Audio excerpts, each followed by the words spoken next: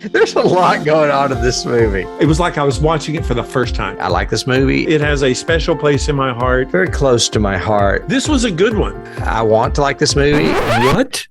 Seriously? I loved it. Very flat, kind of boring. This movie blows me away. This movie turns me on. Terrible. It is terrible. All these keys everywhere. Influences, baby. Huge fan. That's it in a nutshell. Yeah, they're dead. They're all messed up.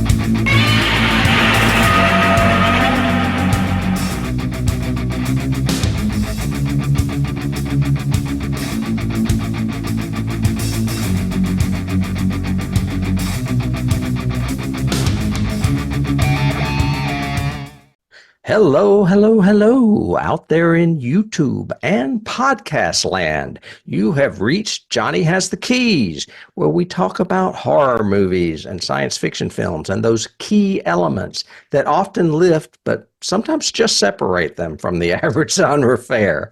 My name is Tim, and I am co-hosting this show with my good friend David. We have been friends for years, and we have talked about movies for probably longer than any one of us would like to admit. Now we do it weekly with you guys just to share some insight and maybe some fun as far as obsession. And if you've joined us before, you are back because you know this. If you haven't joined us, well, that's a little brief explanation. And we would like to welcome you. You can find us on YouTube in various shows, as well as Patreon and on the podcast airwaves. I am here today with my good friend and co-host, David Horton. David, how are you doing? I'm good. I'm well.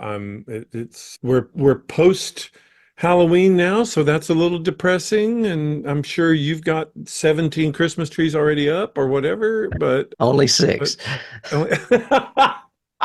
So far, I know. But, we decided we were going to put everything up this year because we're going to cull things down when we take them down. So we put them up early. So that's a hint out there, everybody. There'll be lovely decorations available on eBay.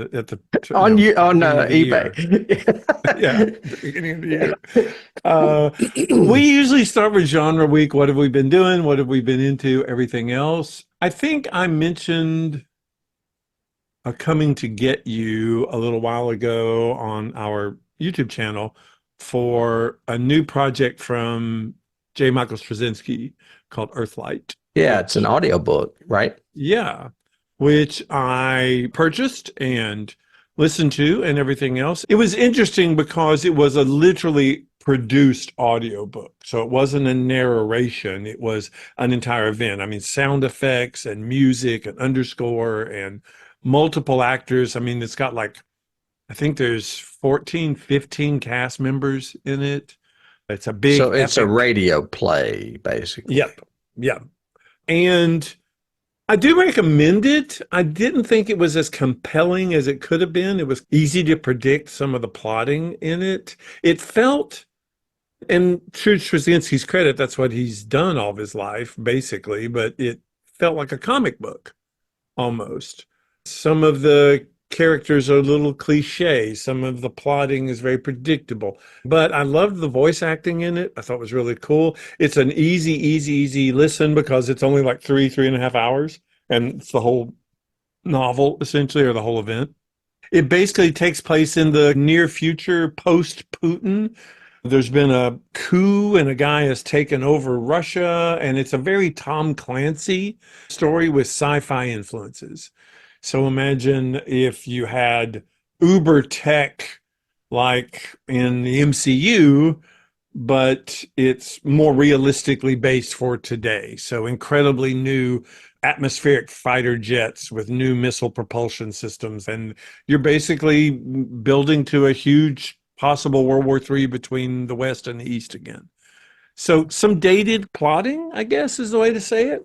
But I really enjoyed it. I'm glad it's Straczynski again doing new stuff, which I like. And I would recommend if you're into audio novels or radio dramas, like you said, it'd be worth it. It's called Earthlight, and you can get it on Audible, Amazon, everywhere else. Interesting that you mentioned like a collaboration so to speak, with Tom Clancy, because Uh-huh. we've joked about how a lot of these dead authors keep putting books out in conjunction with other authors.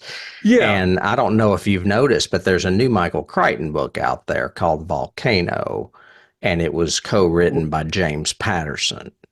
So you're talking Wow. probably about an old idea done Yeah. new with Patterson.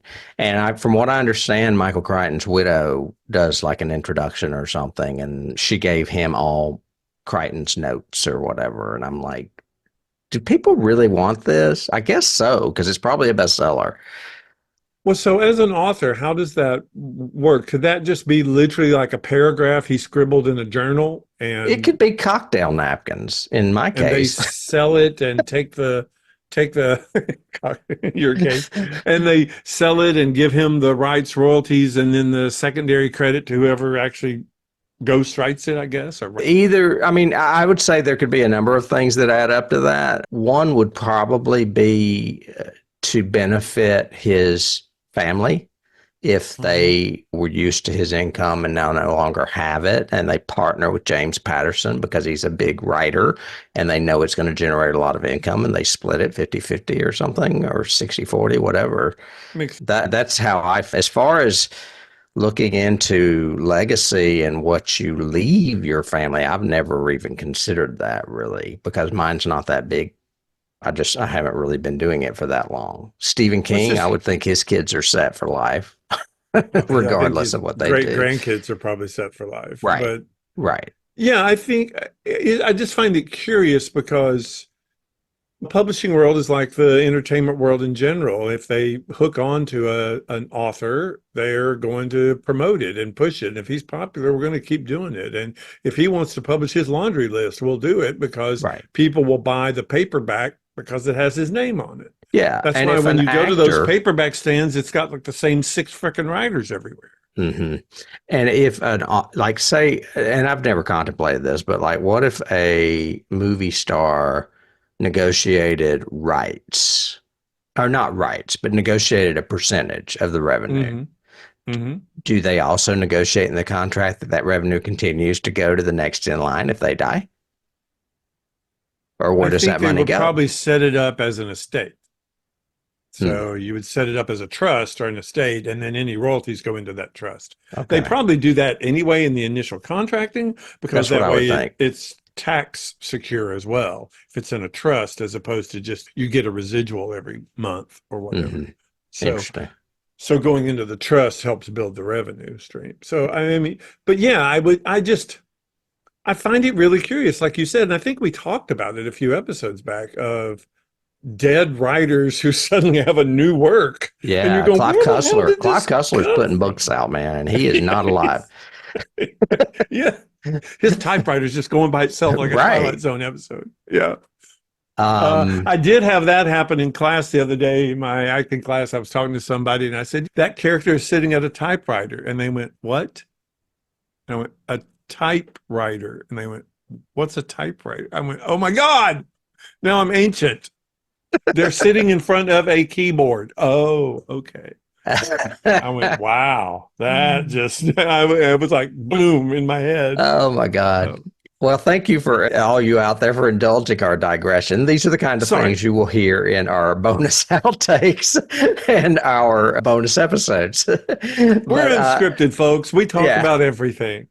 as far Yeah. as my genre topic Yes, of the Tim. week, Go I ahead. decided to check out a very new movie that just dropped on, well, I guess by the time this airs, it won't be very new, but it's pretty new, that just dropped on Shudder called Arcadian. You and I had talked about this movie because we Yeah, are I think so. often poking fun at what's his face there in the Mr. Cage. picture, Nicolas Cage. Yeah. Yeah. This one surprised me a bit, but that's because I went in with low expectations. It's post-apocalyptic, which is always a plus with me. The cast is good, the creatures are good, and I like that there's a generous bit of ambiguity as to what happened and to what is currently happening. It's directed by a guy named Benjamin Brewer, who did the special effects for Everything Everywhere All at Once. But this was his first feature directing. He's only done shorts and music videos. Okay. The cast is impressive, and one of the reasons I watched it. Nicolas Cage is fine, but the story centers on his two sons, who are played by Jaden Martell, who we know from It and Mr. Harrigan's Phone. Oh, okay. That guy. I like him. Yeah, he's great. And Maxwell Jenkins, who is best known for playing the new Will Robinson on the Lost in Space that's on Netflix, I believe. Both these kids are excellent young actors, and they carry the film. Basically, synopsis: it's the near future on a decimated Earth. Paul and his twin sons face terror at night when ferocious creatures awaken. When Paul is nearly killed, the boys come up with a plan for survival using everything their father has taught them to stay alive. It scores 79% on Rotten Tomatoes with 108 reviews. I'd probably bump it up to an 80 or an 82. It entertained me, obviously, for the subject matter, and the special effects are great. And as I said, I like those actors, but trying to put my finger on it. I don't know. It's a post-apocalyptic movie. I would say this is what I was going to say is if you had to pair it with another movie, It Comes at Night would be a good one to pair it with, but A Quiet Place wouldn't be a bad one because it's a hybrid of both. Okay. There's things about It Comes at Night I don't want to mention because we haven't covered it yet. But anyway, it would make a nice pairing, I think. And that's what I did in my genre week. Nicolas Cage is turning into like the Michael Caine of just taking any role. Just whatever role give me, I'll just do it to pay the rent this month or to do whatever, or just to. He's had such a weird eclectic mix of films lately. Like he's getting a lot of cred for Long Legs. Is that the one that you did? Yeah, it's the one about the serial killer with Maika Monroe that's out there. Yeah. And my TikTok guy that I listen to a lot for movie reviews and especially upcoming stuff, he really liked that film. He said it's probably one of the best horror movies in the past few years. Good. But he said it's mostly for her, not for him.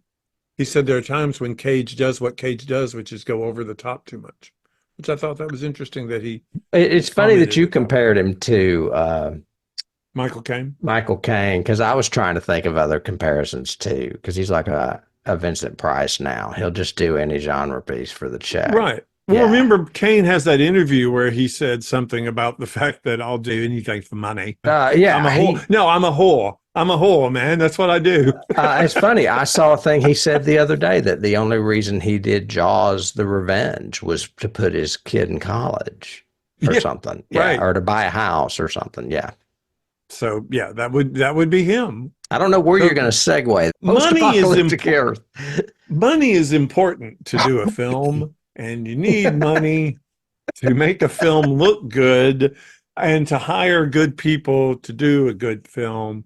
Money's part of it. I don't think you need $250 million like our Avatar friend always wants, but I do think you need some money to make a film. And we're going to cover a film today that needed more money, I think, to do what it did. And better actors. It's a semi-cult film. I would not even call this a total cult film. It's a quasi-cult film. I think it had a cult following in the 80s and 90s, but I don't think it's as common now as it was, or as popular now as it was then. It's a 1974 film called Dark Star. It, just some credit-wise, it is produced, scored, and directed by John Carpenter. It's co-written by Carpenter and Dan O'Bannon. Dan O'Bannon later rose to fame with a wonderful, excellent, well-done science fiction movie called Alien that we're all aware of. It basically was a student film. It started out as a student film that they did together at the University of Southern California in 1970. And they went through a huge production process, which we'll talk about in a minute. But a brief synopsis: it's set in the 22nd century. You are aboard a spaceship called the Dark Star. This Dark Star has been on a mission for 20 years into its mission. But because of the warp that they're using, the technology they use, the crew is only aged 3. The crew is basically a bunch of surfer stoners. They're Stoners, yeah. bored.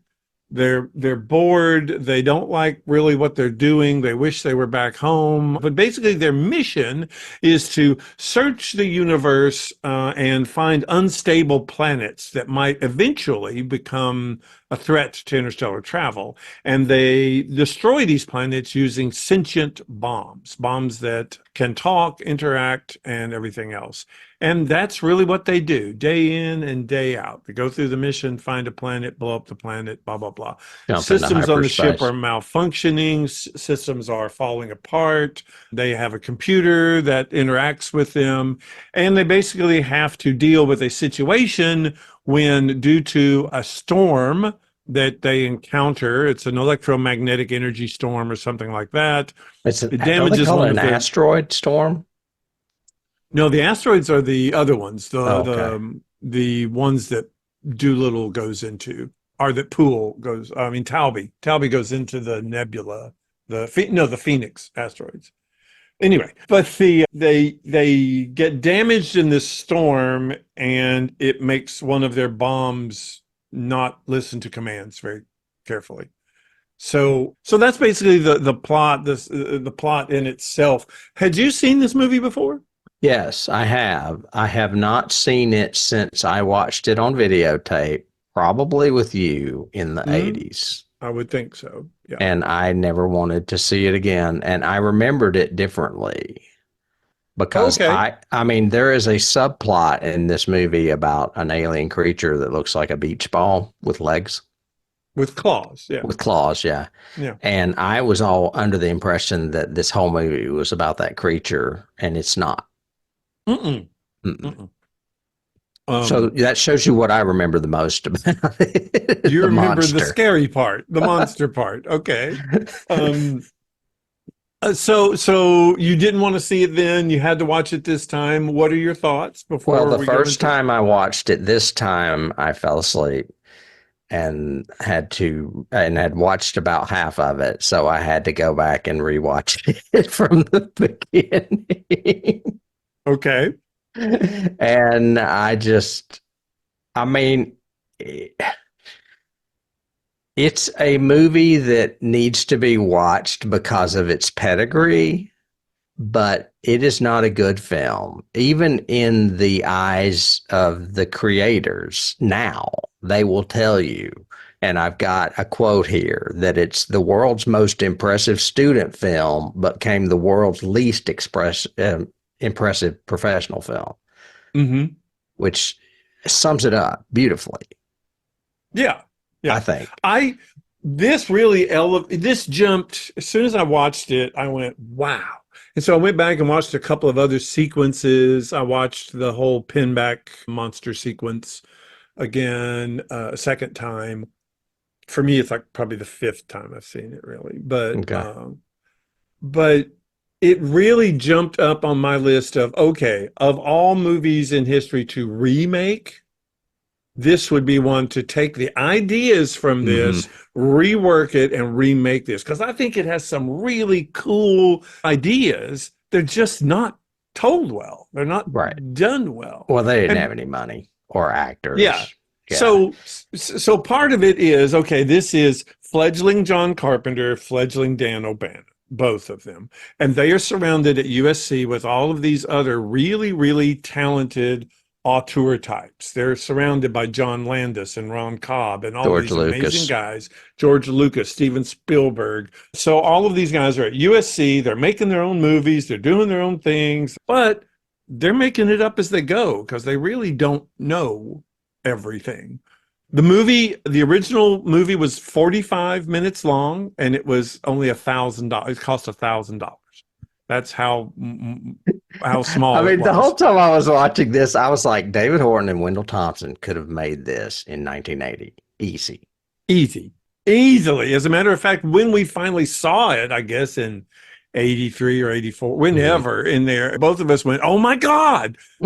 But because the space helmets they're using, trivia, the space helmets that they use for Talby and for Doolittle at the end, those are toys that you could buy in the 70s. Wynn had those. We wore them around the golf course in Morristown, Tennessee, these space helmets. Because everybody goes to the golf course with space helmets. Well, you have, if you're shooting your movies, you do. That's the best. That's the it's a alien green landscape. moon. It's a green moon. Anyway, so they made this student film, 45 minutes long, $1,000, put all their money into it that they could, cast all their friends and classmates and yada yada, even ones that had horrible accents, so they had to dub over their entire dialogue. But then it started getting a little bit of interest from some distributors, but the distributors wanted stuff to it. So the next one was Jonathan Kaplan, took it over in 1973. He gave him $10,000 to add new sections, to make it a feature length. So that's why the bulk of this movie is centered on Pinback, because Pinback is played by Dan O'Bannon. So they could say, okay, we're going to shoot in the basement tonight with you, and we're going to do all of your scenes with the beach ball and blah, blah, blah. So that's why there's an entire section with the monster is just with Pinback. The section with the video montage of talking through doing his journal, and it's like a one shot of him, multiple montage, that's just Pinback. So there's so much that's just centered on him because they had $10,000. And they also added other stuff like the cruise quarters stuff that wasn't in the original film, all of that. Anyway, they ended up later on, John Landis, their buddy, introduced them to Jack Harris, who was a big producer at the time, big producer distributor. He said, okay, I'll raise your budget to $60,000, give you more money, but you got to do a bunch of cuts and a bunch of edits and a bunch of new stuff. So adding special effects, adding the meteor storm, adding all this, because before they just alluded to the meteor storm without actually showing it happen. So now they had the money to do the special effects, to do some reshoots. And I don't know if it was the best decision to make. No, that's why I'm saying they said it was the most impressive student film, but it went to the least impressive large film. And that's because it probably was a really cool idea that if you and Wendell had done would have been 10 or 15 minutes long, maybe 20. Maybe 20. Yeah. Yeah. And instead they blew it up to feature length, and it's just not as good. Yeah. Yeah. Thoughts on it, or we usually do scenes. Were there scenes you did like or didn't like, or maybe we just talk about good and bad elements of it overall rather than scenes? Because I don't think any one scene works. They either go on too long, or they're I don't want to say misdirected because Carpenter was still learning, but they don't work as far as a pacing thing goes. Yeah, like I like the shot of the three of them in the console where they use the like ice cube trays upside down with lights under them to look like buttons. Yep. But I like the way that looks. But like you said, they're trying too hard to make it seem realistic by over talking, like too much over talking each other or whatever. So, I mean, that's the scene but the that design is really cool of a cockpit being this, we're opposite each other in angles and computers. And so I thought that was cool. Mm-hmm. And it keeps with the feeling that this ship is really tight and cramped. But then they have we have elevators that are 5 stories. I was going to say, this ship has elevators in it with like deep passages. And when you see it, you do not think at all. I mean, when you see the exterior design, which, by the way, designed by Ron Cobb. Ron Cobb, one of the best sci-fi designers in history, went on to do stuff like Alien, Blade Runner, some incredible stuff. But he designed this on a cocktail napkin. Ironic, you earlier said notes on a cocktail napkin. Well, and the ship is clearly not that tall to have an elevator. No.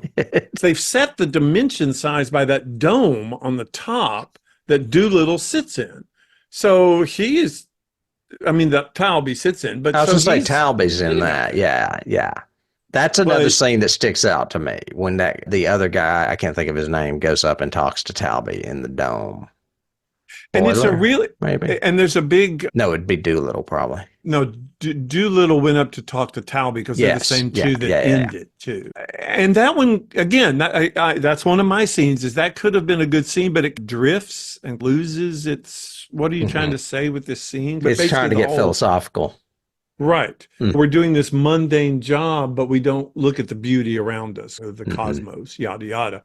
Ironically, a big, huge key, I'll just jump to it real quick, is that a similar scene was actually put into the screenplay of Alien, was actually filmed, was actually edited out. It's one of the edited scenes when Dallas is actually up in the observation port and Ripley goes to talk to him.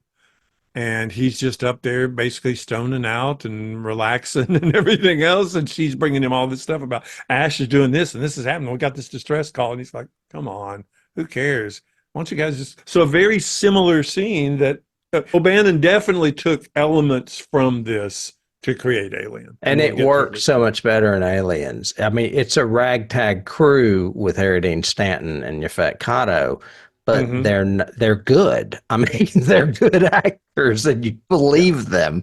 These Yeah. guys just look like really stoned teenagers almost. Yeah.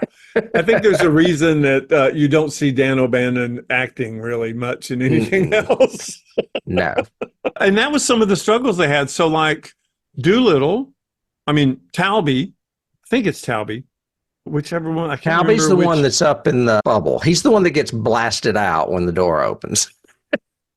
Okay. Talby was played by Andrei Pike. Pike, I think is the way you pronounce his last I've name. got it as Dre Pike, but yeah, so Dre Yeah. would be short for Andre. Yeah. His accent was so thick that John Carpenter had to redub every one of his lines and is credited as the voice in Yeah. that. He's probably one of my favorite characters, is Talby in it. Much more so than Pinback. I do not like Pinback in this Although movie. he is probably the most cherished in the cult community. Of Pinback course. is. Yeah. Oh yeah. Yeah. And I'm sure we'll get to that with Keys. But so good and bad elements. Well, as far as other scenes, the only other scene I can think of is that one in the elevator shaft with the monster, the beach ball monster, Yeah. and Pinback.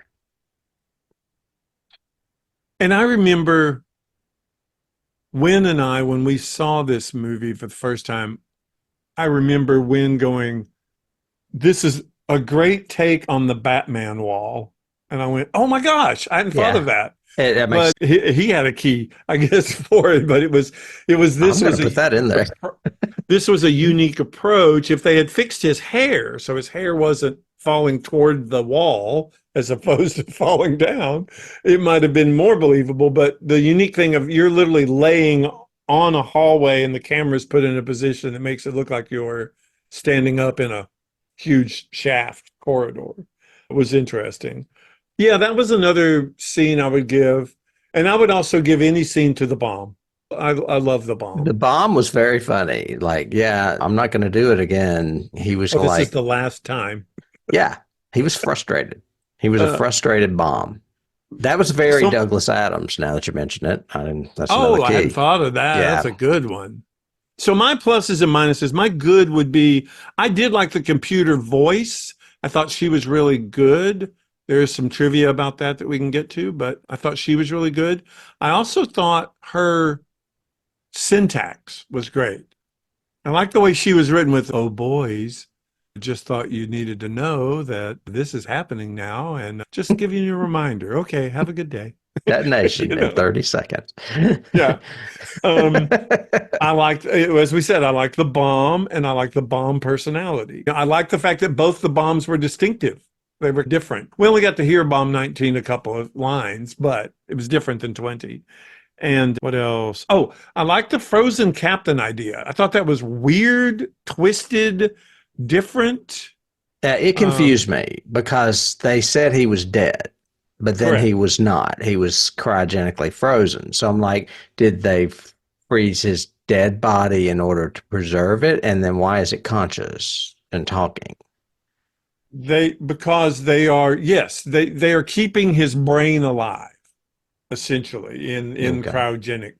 That's the thought process behind it. Yeah, it confused me. He died. He's cryogenically suspended. Oh, I have it and somewhere. they are Right using there. electronics and technology to try to keep him conscious enough to have some communication every now and then. But he's drifting a lot. I liked you the get cramped cockpit. We said that. I liked the overall mission. I thought that was a really cool idea of almost, again, wow, that's a double key to Douglas Adams. They're paving the roadway, the interstellar roadways. They're getting rid of unstable areas of space or planets. I So mean, the thought the humor mission, in this is very Hitchhiker's Guide. It's the yes. same humor. It's just that Hitchhiker's Guide, the versions we saw, whether it be the PBS or the new movie, had more money and better actors, better Yeah, and scripts. conceptually a little bit, even down, like you said, so it is another Douglas Adams thing. Take on an alien as a pet that grows into becoming a threat. Right. But I thought we've listed it, but my list is just like bad acting, bad dubbing. The music isn't good. The pace is not good. Pinback doesn't work. Special effects are terrible. Very dated special effects. So no, it's not the best. Yeah. It's a slog. Honestly, I didn't think it wasn't like, to me, like what was the one? Forbidden Planet? No, Fantastic Planet.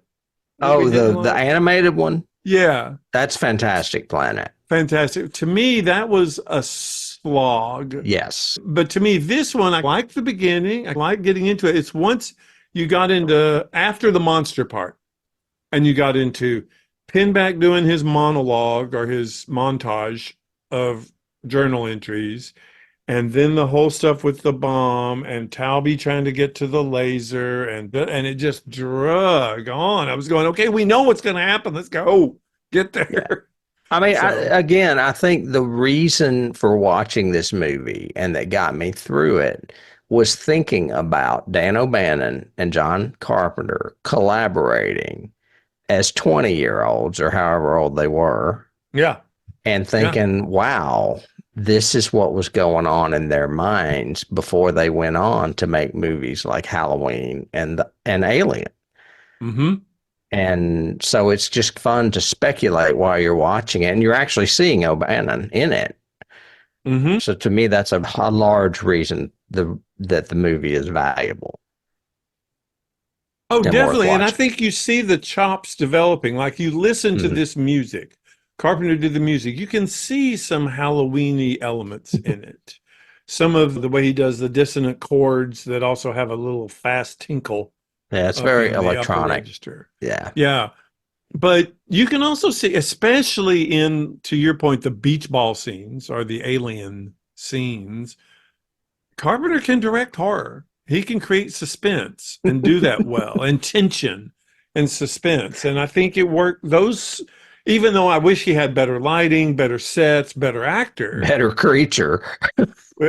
Well, hey, come on. It's kind of interesting to have a gelatinous thing with claws. It's just that it didn't have any. It's got seams and puckers. Well, it's a beach ball, but yeah, but I did think it was an issue because he didn't really make it.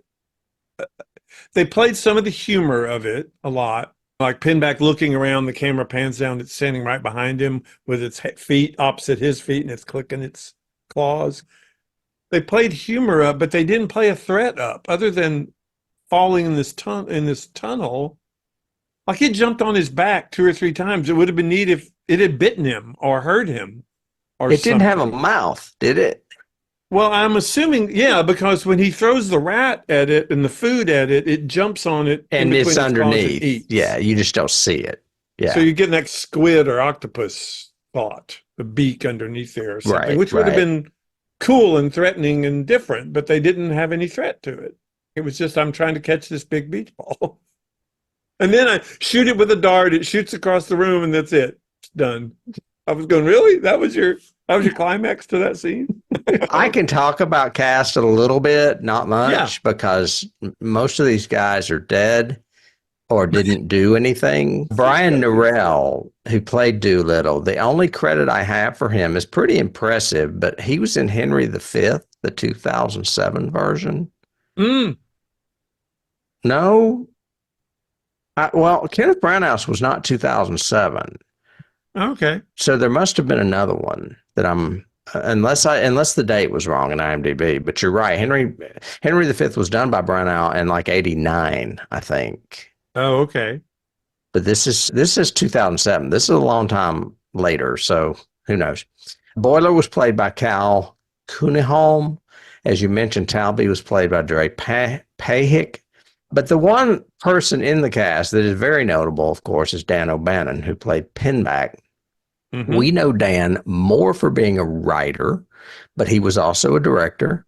He wrote Alien, which was great. He wrote Life Force, which was not great.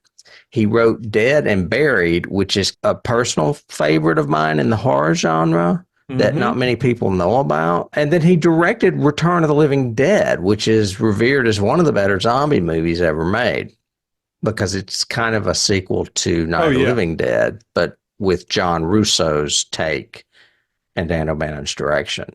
His, apparently, when he died, he had always complained about stomach aches, and everyone thought he was a hypochondriac. But upon his death, his wife revealed that her husband had been managing Crohn's disease for about 30 years. Oh, yeah. I remember that. So he apparently had Crohn's disease maybe before we even knew what it was. And because I didn't hear about Crohn's disease until the last decade or so. Anyway, so he had that, and that's why. And I know when we did Return the Living Dead, there was a documentary, and it was like just a few months before he died. Mm-hmm. And they interviewed him, and you could even sense he was in pain. He looked very pale. He looked very gaunt and was obviously suffering, but was very excited to talk about the movie, of course, which again, we've covered it. We love it. It's good. Oh, it's a great movie. Yeah. I think he had such really unique spins and ideas. I think he just got screwed every now and then by producers or studios and not letting him do totally what he wanted. As far as the rest of the cast, there are at least like 8 people that voiced people that are uncredited. Yeah. The only 2 of note are, as you said, John Carpenter dubbed Talby's voice because of his accent. But Nick Castle also was uncredited as the alien. And Nick Castle, we mentioned last week, was the Shape in 3 Halloween movies, including the original, Michael Myers himself. I'm not sure how he played the alien, if he was just the sound, because, I mean, that's clearly a beach ball. Yeah, but it's hands work. So I'm assuming he's lying behind it. Oh, okay. Maybe you're right. Okay. Doing the hands. And like when it's on his back, he's the one that's grabbing Pinback's back. Yeah. So Nick Castle was with John Carpenter prior to Halloween. Obviously, they were in school together, I guess. Yep. As far as awards, the Academy... well, before you jump there, cast-wise, I wanted to say trivia a bit. The voice of the computer was Jack Harris's secretary that Carpenter ended up hearing when he was doing interviews with him and really liked her voice. Okay. So her name is Cookie Knapp. Yeah. He used her to dub the computer voice. Yes. And she is not the only person named Cookie that you and I have known. There are other cookies. There are other cookies. Actually, we didn't know her, but anyway. Awards. Academy of Science Fiction, Fantasy, and Horror gave it a Saturn Award for Best Special Effects. Now, this, mind you, was probably the 3rd or 4th year that those awards existed because this film does not have great special effects. No. Carpenter was nominated for a Hugo for dramatic presentation. I know. I mean, they didn't have a lot to pull from, huh? I guess not. But they also were making a footprint for, a student film. Science Fiction and Fantasy Writers of America nominated it for a Nebula. So that's surprising to me because neither one of them had ties to a sci-fi author that I know of. Yeah, how did he get a literature award? It must have been some dramatic award, I'm guessing. And there just must not have been a lot of good sci-fi in 1974. I mean, you had Westworld, wasn't that in 74? Yeah. Maybe. Anyway, it is not on the 1001 movies you must see before you die list. There's no surprise there. No, I don't think there was any surprise to that one. No. That's all I have for casting awards. Not much. But then again, it's a very small film. Yeah. Yeah. It was, I mean, again, something to put in our list of this would make it good for a reboot is it is, to your point, one of the things you like of these small, intimate stories focused on one location. I have trivia. I have one trivia that I can think of. Yeah. Tarantino, Quentin, that is, has called this film a masterpiece. Okay. But Quentin Tarantino is also from that school of California. He's just a later generation, and he was watching this movie on video when he worked at a video store. You know he was. I'm sure he was. Yeah. Yeah. I've got one trivia of this is the first use of the hyperdrive optical effect. So one that, and by the way, we didn't credit it, but Dan O'Bannon did most of the special effects for this movie as well. And he had the idea of when they go into hyperspace, take all the stars and stream them towards you like snow when you drive.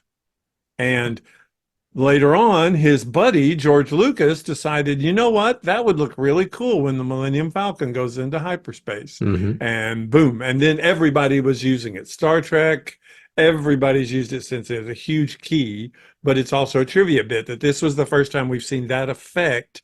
And his key for it was the slit scan effect from 2001.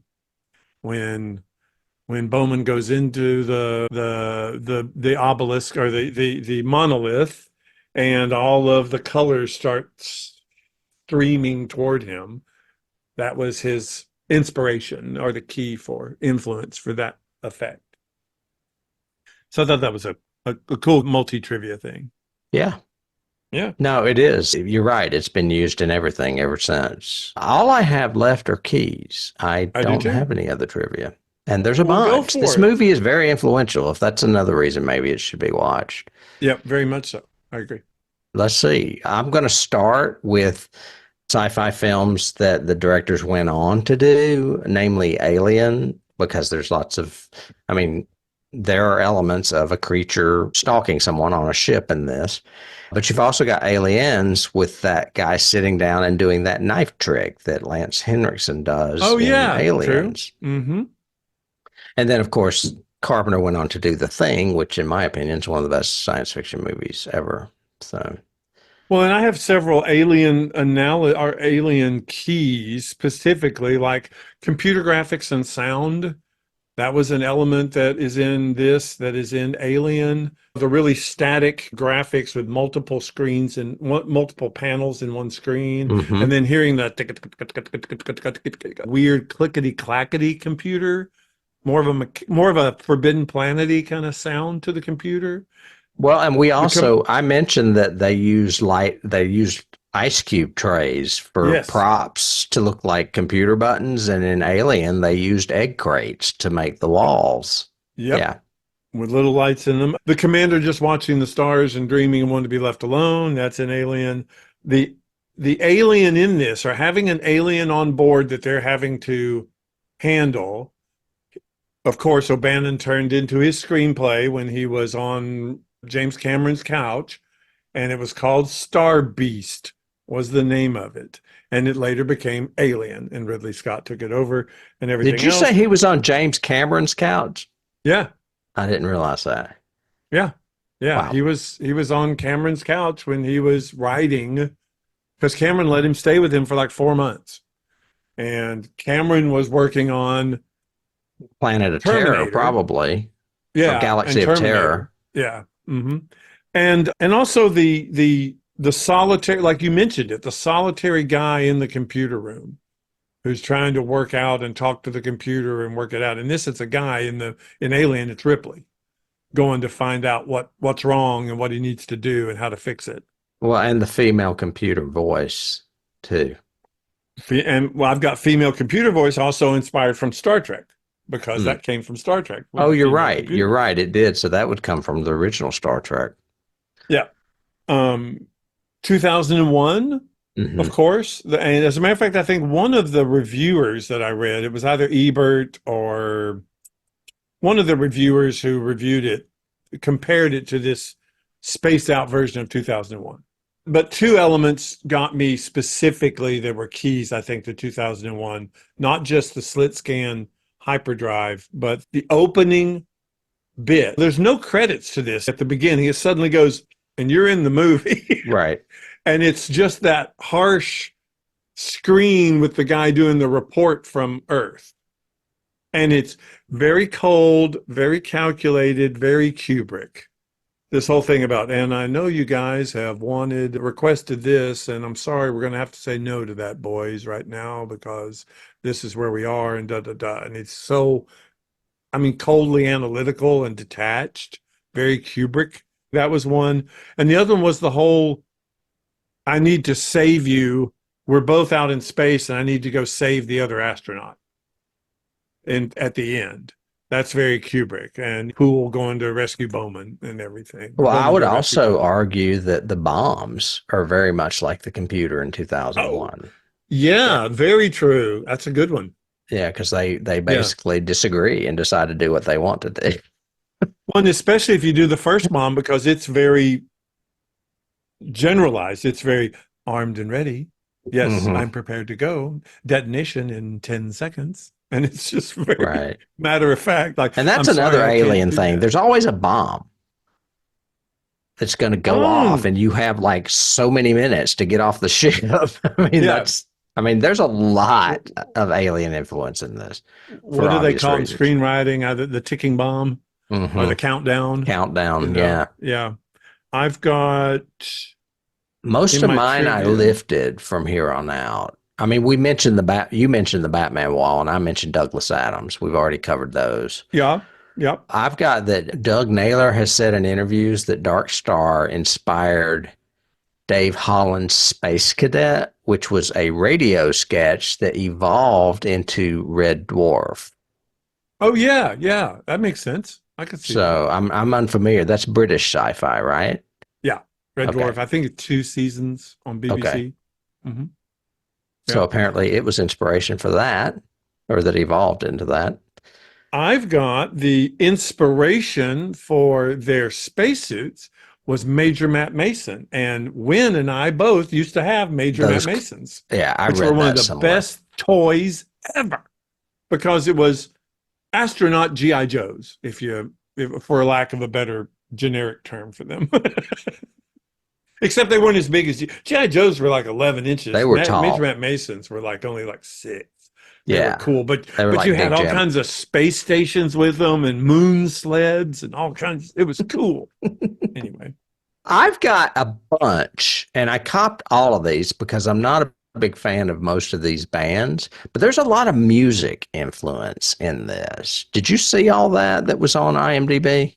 the only one I saw was a band that's actually named Pinback. Pinback. Yes. Yeah. There is a band named Pinback. That's one of them.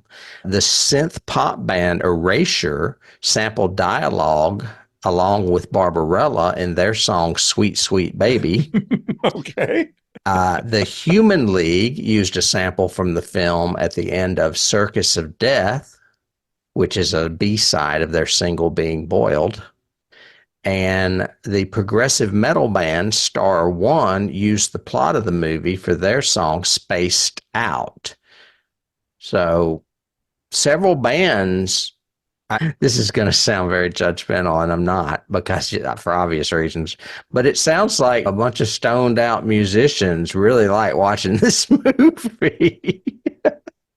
Well, it could be as the Cheech and Chong of sci-fi. Right. Yeah. That's what I'm going to. And no offense to people in marijuana, because I've had my share, believe me. I did have, one thing that I missed that I really liked was my favorite line. Speaking of dialogue being used, my favorite line in the movie is "Let there be light," and then the bomb. I thought that was great. That was very well done. I looked it up, and because I didn't really know the term phenomenology, I'd heard it before, but didn't know the details really of it. And it's a very psychological approach to a philosophical study of objectivity and reality as subjectively lived and experienced. So that's the heady topic that the computer suggests to Doolittle that he talk to the bomb. No, the commander says that. He says, why don't you try talking to the bomb? Well, why don't you try teaching it phenomenology? I was like, what the That was a hell funny does that line, mean? actually. Yeah, I Um, laughed at that. but basically trying to get the bomb to question its own existence. The problem Right. is that it ends up saying that its own existence must be its own existence and it must do its own purpose, Yeah, which its is to own blow purpose up. is to blow up. Right. So, Yeah, I did like the philosophical approach, and I especially loved when it was thrown back in his face. That was funny. yeah, Yeah. yeah, I think, and I think that could have been, again, for a reboot, cool idea to play with about this sentient bomb and what is its purpose. And it's kind of like, again, going back to classic Star Trek, Hmm. that whole, all the times that Nomad. Kirk outsmarted the computer, Hmm. but it was all about, no, yeah, I was going to, you got me there, changeling, yeah, Yeah, the of what changeling is your nomad. purpose? Complete your orders, sort of Right. thing. And Yeah. it's funny, I automatically said philosophical, and for some reason they said phenomenology, but it's basically just a philosophical approach. Yeah, phenomenology is questioning the world just from your own experience, not from any other input. So Hmm. just what you see, just what you're aware of, and just what you're cognizant of. Yeah. But that can lead to what they said on the wiki pages is Cartesian doubt, which is, can you believe anything that you're seeing, hearing, saying, whatever, that if you haven't done it yourself? So you can't be talked into anything else I hated because philosophy. I did. I mean, whenever I was in college, and I took like two different philosophy courses, and both of them just drove me insane. I was like, I'm out of this. Come on. I do have that the whole inspiration for the commander, for the captain, and going down and talking to him and everything else came from Philip K. Dick. It's a couple of Philip K. Dick stories that are talking to a sentient brain or a frozen brain Those kind of thing. stories are What the Dead Men Say and Yeah, Ubik. Both were in the 60s. One was 63, one was 69. I had that in my notes as well. there you I go. d- So Philip K. Dick again influencing science fiction right, and he's years not after the his only death. one. There's other ones, but before I get to them, the one thing I wanted to mention is the movie Sunshine, which we covered Yeah, season one, I believe. I So think we we don't did. have Yeah. it on video, but it was a Danny Boyle film, same guy that did Hmm. 28 Days Later. And the Hmm. name of the antagonist in that movie is Pinbacker. Oh, yeah. He I added didn't associate an that at the ER to it. time. Yeah. Does Hmm. that make sense? I think that was definitely done intentionally. Oh, I'm sure. And Probably. I mean, I'm not sure, possibly. did what's his face, Garland, write that? I can't remember if Garland wrote Sunshine or not. I thought he did. He may have because they He did. definitely Yeah, pair up for things. So, he did. Alex Garland wrote, Danny Boyle directed. hmm. Okay. Hmm. And That's you a good one. mentioned those helmets that you guys wore. Apparently, they Yeah. were an ideal toy called Star Team. S Yes, from the period, Star T Team. period, A period, R period. So it's stands for something. I don't know what. Yeah. What was that? I wonder if I could look that up real quick and see You what probably Star Team could. toy. The spacesuits you also mentioned were from Major Mason. I've got that in my notes. Huh. But the end of the film was, this is my other author quote, was almost certainly inspired and adapted from Ray Bradbury's sci-fi short story Kaleidoscope. Really? Yeah, this story is about a group of rocket men floating away from each other in space after their ship has exploded. Eventually, only Mm. two are left in radio contact. One of them is carried off by an enchanting kaleidoscopic meteor swarm, and the other falls to Earth as a shooting star. This is exactly how this movie That's ends. exactly how this movie Yeah, ends. so it is quite obvious they were reading Ray Bradbury at the time.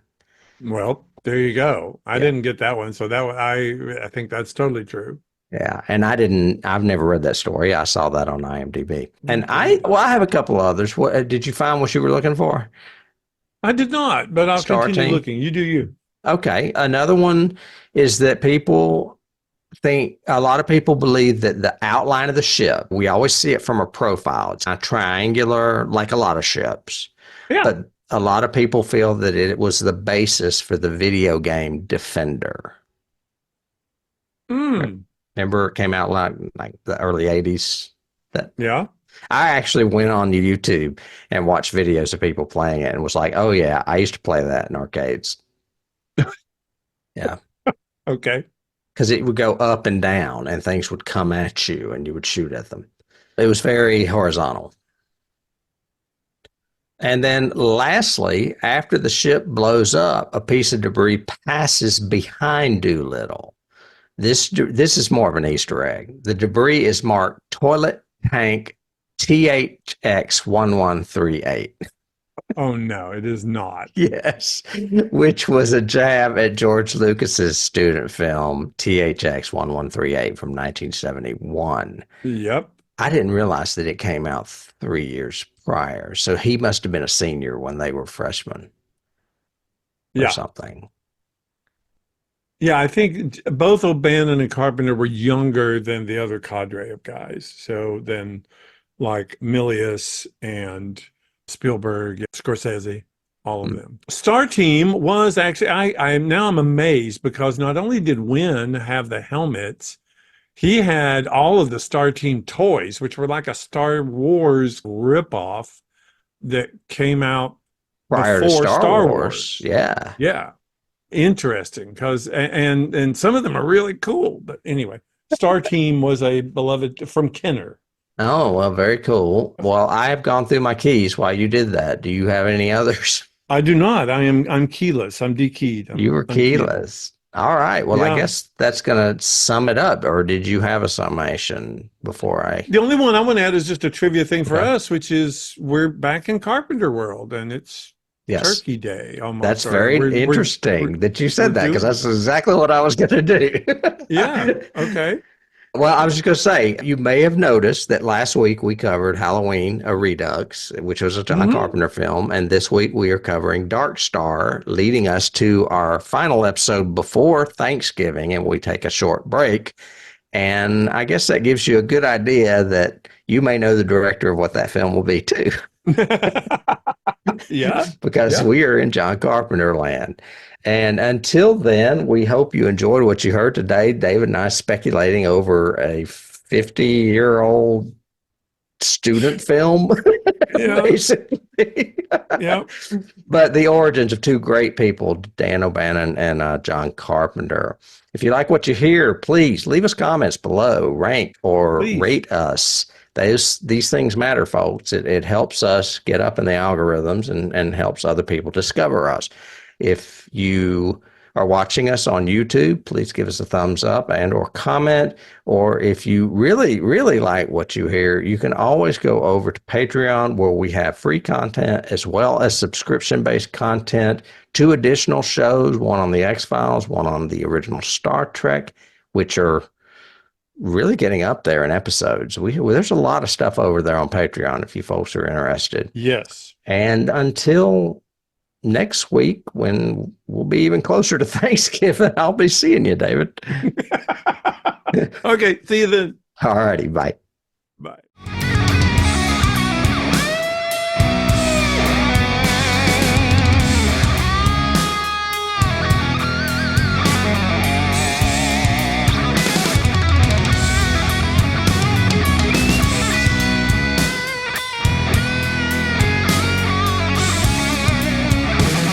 You can't start the car. Johnny has the keys.